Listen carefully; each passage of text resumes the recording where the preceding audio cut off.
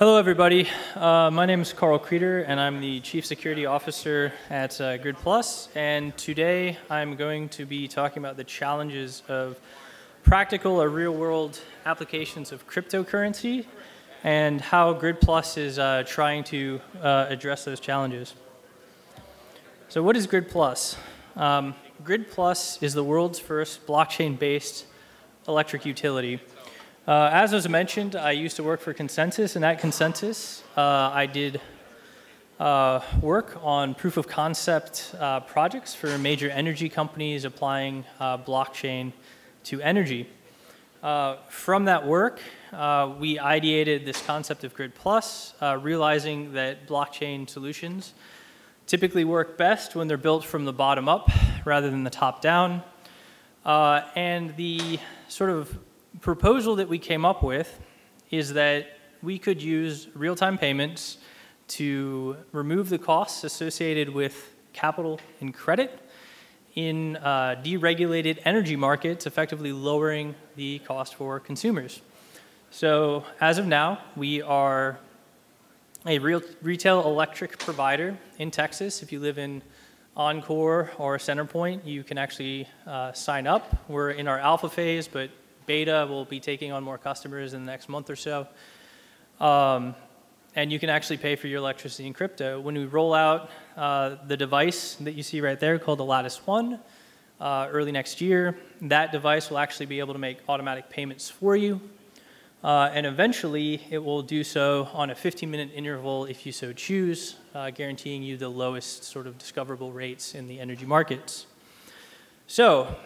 But broadly speaking, this is an example of a major challenge within the cryptocurrency space. So we have this magic digital internet money that we call blockchain, but it doesn't exist in a form that actually allows people to use it. Most people, hodl their coins. They use paper or multi-sig wallets or hardware wallets. They bury passphrases in the hole, or as our last speaker kept saying, maybe they write them on a bathroom wall. But that isn't how we create commerce. That isn't how we create business, and that isn't how we leverage the advantages that cryptocurrencies offer relative to the dollar. So early on within the conception of Grid Plus, we realized that disintermediation of a low value-added intermediary requires custodianship, individual custodianship of funds, which poses a huge challenge. So this device right here is something we came up with more than a year, maybe a year and a half ago, when originally conceiving of Grid Plus and how you would effectuate payments on a blockchain in real time for an average consumer. And basically what the idea is that it's an edge device that manages your keys, that a service provider can make a request to, and if you permission that service provider in a certain way, the device will honor that request and send money on an ongoing basis. So what does the Lattice One look like today? In this process of developing the smart agent, which we now call the Lattice One, we realized that security is a continuum. It's not binary, right? A lot of people like to talk about hardware wallets. They like to talk about how we deal with security in crypto as a binary thing. It's either insecure or it's secure, but in reality, it's a continuum, and it's a continuum of a trade-off between accessibility and security. So if we want to actually make applications and we want to create businesses and we want to have commerce on these blockchains, we have to come up with a number of solutions that fall across the spectrum. So at Grid Plus, the concept that we have is the Lattice One essentially is the bank for cryptocurrencies, if you will. It provides the same services to cryptocurrencies that a bank provides you in terms of fiat money. So what does that mean? It provides you different types of accounts with different security features. It allows you to make automatic payments by giving permissions to certain service providers, and then it makes those payments on your behalf. So in the context of energy, what that means is this device can sit there and make periodic payments to your energy provider as you're actually consuming energy. But in doing this, we also realized that a payment provider or a service provider like Grid Plus is really just what we'd call a a pairing. So that is a counterparty that's requesting a signature to make payment. So we can actually extend that to other things like devices, so like your cell phone, for example. So the Grid Plus Pay app actually pairs with the Lattice, which has a secure computing environment and a secure enclave that manages your private keys. And you can permission the requests that you allow from that Grid Plus Pay app. So for example, I can walk around town with my Grid Plus Pay app, maybe make a payment up to my permission for my Lattice of, say, 0.1 Ether or 1 Ether. If the Lattice receives it and that request is within the permissioned amount that you set on in the secure computing environment, the Lattice that holds the keys will actually form the transaction, make payment, and send that transaction back to the smartphone, completing the transaction. So it allows us to have this idea of security in the Lattice 1, but it allows us to project it to all of our devices. Now, if we're not sort of happy with the security model of having an online environment that's accessible, we can take that one step further and achieve a greater level of security with something called safeguards. So safeguards, the Lattice natively has one of these secure enclaves in it, but a safeguard is essentially a chip-based smart card that allows you to add more private keys to your device. So within the context of what that means, it means that you could do multi-signature wallets. You could have an infinite number of abstracted wallets on a single device, but made with the safeguards. So I like to think about this as kind of being analogous to the traditional banking system, and that the Grid Plus Pay app represents your wallet. It's the cash that you carry around. The Lattice represents your checking account. You have a reasonable assurance of security, and you're going to put more money on it, and that's the account that you're going to use to pay ongoing bills. And then you have your safeguard, which is maybe your savings account, and that's offline and the most secure.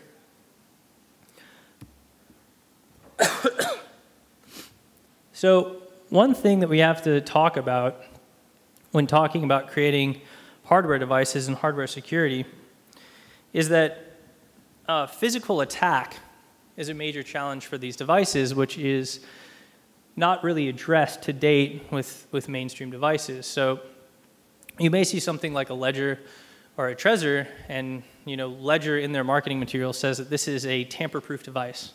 But tamper-proof doesn't actually mean anything to anybody in the security world. You could say anti-tamper, and that would mean something, and you can create a specification to the degree of anti-tamper that that device is. It's much like saying a watch isn't waterproof. No watch is waterproof. They only can be water resistant, and they're water resistant to a certain depth. So as far as we understand, this is the first crypto-based wallet that is actually an anti-tamper device. So what does that actually mean? It means that it has monitored physical security from the day that it's provisioned to its end of life, which continuously monitors a security mesh that envelops all of the important functions and features of the device, and a mesh of wire that's 6 mil thick, so that if anyone opens the device, anyone cuts into the device, anyone alters the device, it'll immediately break that mesh, it will sense it, and it will effectively brick the device. So the reason that that is important is if you look at keys and you look at physical space, I don't have to get your key to get your money. I just, like in the case of, say, the Ledger Nano, I just have to know what the PIN is to get into your device. So if I were to sniff the device by inserting a daughter card into that device, I could then broadcast your PIN the next time you turn your device on, and I've essentially been able to own your funds. So anti-tamper of a device is, I think, a very important thing, especially if you want some assurance that people can't tamper with the computing device that you're using to sign and send transactions. So within the Lattice, we've looked at security industry standards, including FIPS, PCI, and EAL, in sort of informing our design. So this particular device with the security mesh is very reminiscent of a point-of-sale terminal or the requirement for anything that takes a bank card. The cards themselves are also effectively bank cards, so they have some very unique features that I'll talk about later.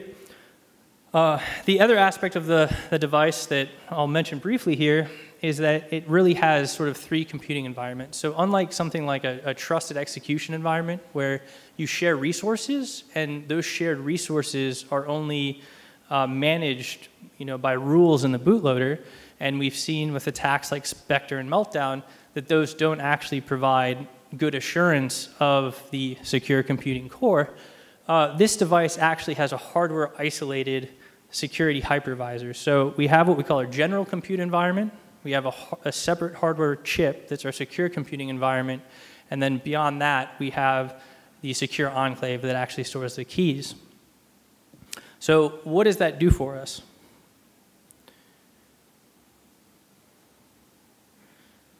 The hardware segmented environment allows us to use what we call pairings and permissions for making automatic payments. So the secure computing environment is essentially a hypervisor that looks at and manages requests of incoming transactions. So because this is a secure computing environment, meaning it's written in firmware, it has a very a small firmware sort of capability, and it has a very restricted bus with a mailbox to the outside world, you can have a high degree of assurance of the code that's running in that environment, what it's doing, and the integrity of that code to manage what you set it to manage. So a pairing is essentially a cryptographic link between the device and, say, your smartphone, or the device and, say, a service provider such as Verizon, Netflix, or, say, your USAA mortgage provider. And a permission is a permission that's associated with a pairing. So that's saying USAA can withdraw $2,000 from my account once per month to this payment address. And if USAA makes a request that doesn't pass that permission, the Lattice 1 will reject the request. You can make generalized requests. So I could say my smartphone can request up to $200 per day to any account. And as long as I make requests that are under $200 in that given day, it'll automatically sign the transaction and send it. Now, if I want to make larger requests and they go over that automatic threshold, it will then queue up on the Lattice 1, and you can verify those requests manually when you get back to your house. So what do permissions and pairings actually do for us? It's the whole concept of being able to have automatic payments. So it's the idea of actually conducting commerce in crypto and making crypto usable. So examples here, obviously Grid Plus is an energy company, so using real-time payments to pay for your energy, but you could extend that to thinking about cell phone service, internet, or other utilities.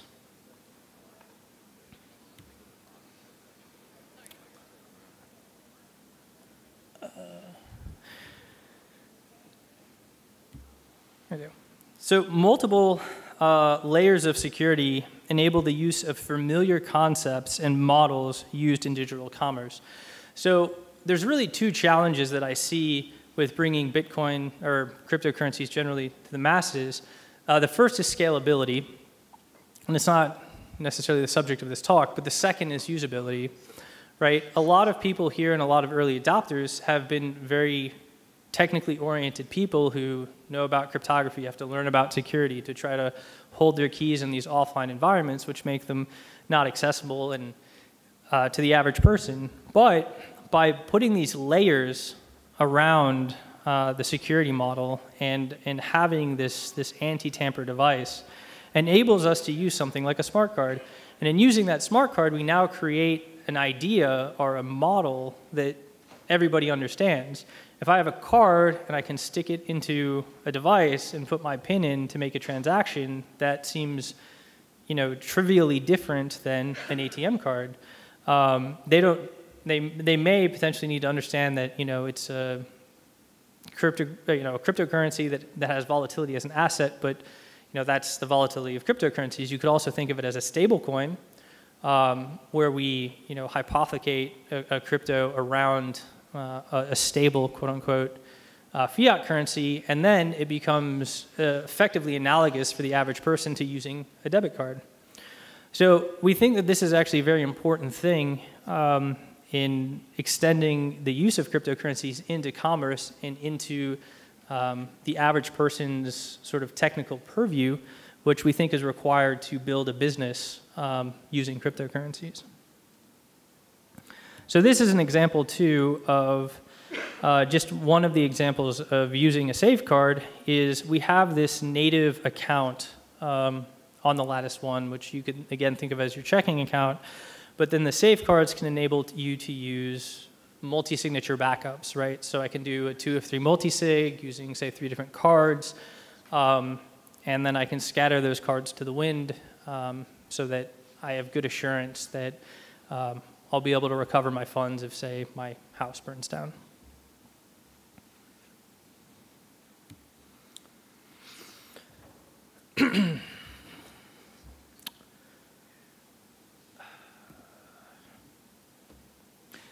Which moves me into my next slide. So storing a secret robustly and durably has been a perennial problem for cryptocurrencies.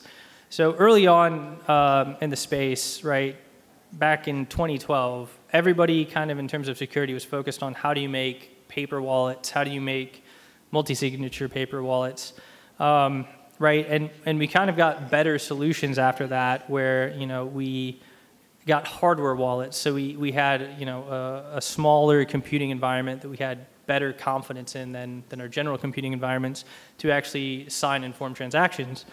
But the mechanisms by which we save those, this concept of writing down these seed phrases and then persisting these seed phrases in physical space are very poor and very non-durable mechanisms for backing up secrets.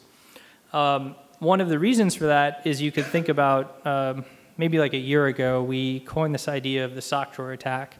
And the sock drawer attack is, you know, you have a ledger, a nefarious actor gets their hands on their ledger, they're like, aha, I can get your crypto. And then the attacker is foiled because it has a 6-digit PIN. But then they look in your sock drawer and they find that little recovery card that you filled out with your 24 words on it neatly tucked away in your sock drawer. And they've owned your crypto. So this concept of people being able to effectively remember these secrets in a durable, persistent way that's actually protected against attackers is still a very, very difficult problem. The cool part about these safeguards is that they're able to leverage physically unclonable functions to persist as a secret. So unlike paper, a puff, if I had physically unclonable functions are also known as puffs. If I had to describe kind of what a puff is, if you don't have a degree in electrical engineering, I would describe it as an electronic snowflake. So it's a process by which you introduce random uncontrollable entropy in the manufacturing process of the chip itself, much like a snowflake grows, and it always grows uniquely and in a way that we really can't determine what it's going to look like. But what that does is that creates one of the most robust sources of persistent entropy. If I take a secret and I store a secret in memory, I can take that chip to a TEM. I can decap that chip, and I can use the transmission electron microscope to read the contents of that RAM, and I've gotten your secret.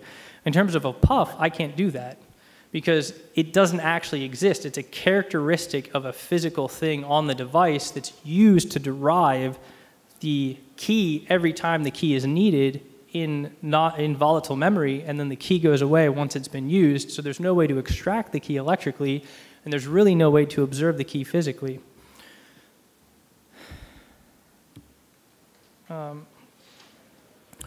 So the Lattice One, although we built it to service Grid Plus, it is really meant to facilitate the use of cryptocurrencies in practical applications. We don't think that this idea of security and accessibility and having automatic payments that are accessible to the layman is specific to our business model. We think it is an intrinsic problem to every business model which is arguing to disintermediate somebody, right? It's a poor story in cryptocurrencies if we replace Bank of America or Chase with Coinbase or Kraken. It doesn't offer us the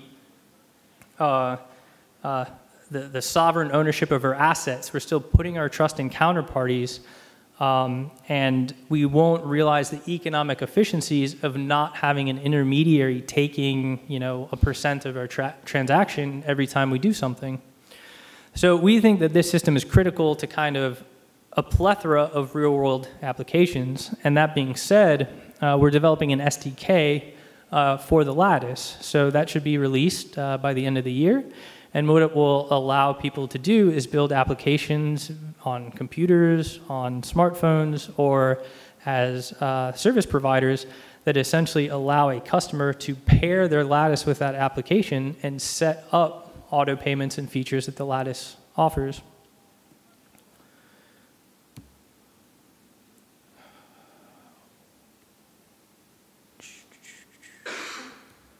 Here we are. So with that, I know they kind of ran over on the last one, and that was only 23 minutes for me. But if people have any questions, please. Go to the microphone, please. No problem at all. Can we move it forward? All right. Have you guys been approved by the PUCT as an REP yet? Yes. Okay. We're serving customers presently in Texas. So you're fully online right now? Yep. Well, so we're in what we call our alpha. So just from technology, proving out the technology stack that we've built, we're limiting the number of customers we're taking. Soon we'll open it up to our beta customers, which will significantly ramp our size once we have sort of confidence in our back end. So if anybody's interested in signing up, they can go to our website, just put your email address in, and when we have space, we'll send you an email. Okay.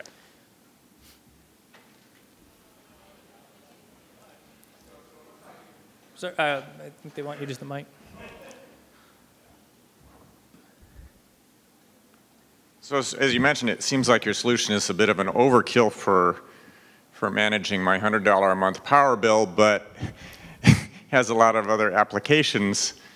However, I live in Austin, which has a power company that you can't deal with apparently. So will there be some way for non-power customers to use your platform?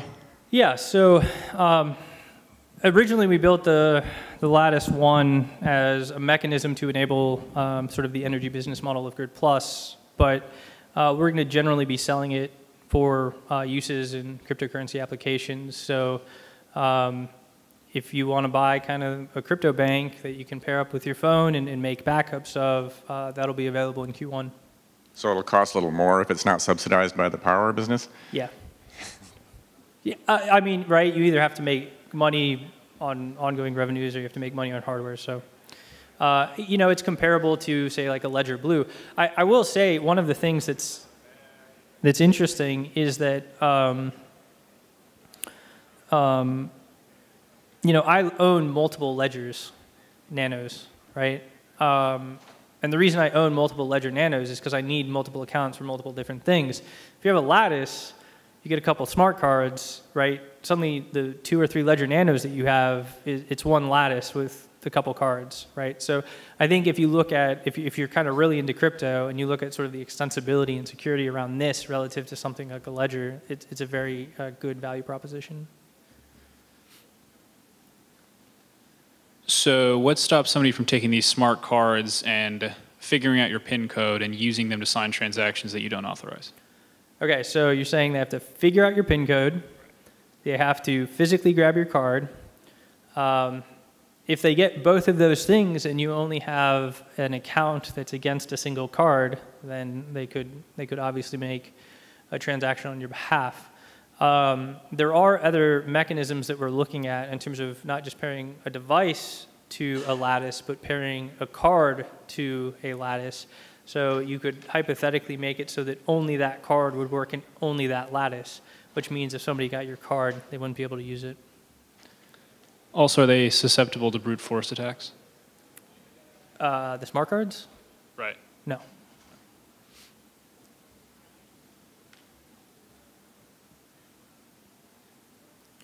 I think maybe one more. With multiple cards, could you set up 2-stage authorization? Yeah, so I think, we're still, developing this technology. We're, 5 months out at least before we're kind of releasing this broadly. The concept, though, is that this allows you to abstract anything that you want, right? So if I want to make a backup that's kind of like my savings card, but then I want to make a backup of that savings card, I could have sort of a hierarchy of multi-signature accounts. So I have one card that's my primary backup, and then I have 3 cards underneath that backup if I lost the one card. So the user can kind of format and be creative and do anything they want. So another example would be if you don't like the entropy of a puff, you could use a BIP. If you don't like the entropy of a BIP, you could roll dice on your floor and like come up with the entropy and load it in as one of your keys. So it's really, we're kind of like agnostic to any certain mechanism or any certain way of storing things. We're just saying you can do anything and everything. Cool. Thank you, everybody. If one last thing, we have a Lattice 1 at our booth, and we have some cards in a Grid Plus Pay app. So if you want to see some transactions with cards, if you want to see us pairing it with a phone and sending transactions via that pairing, just stop by. Thanks.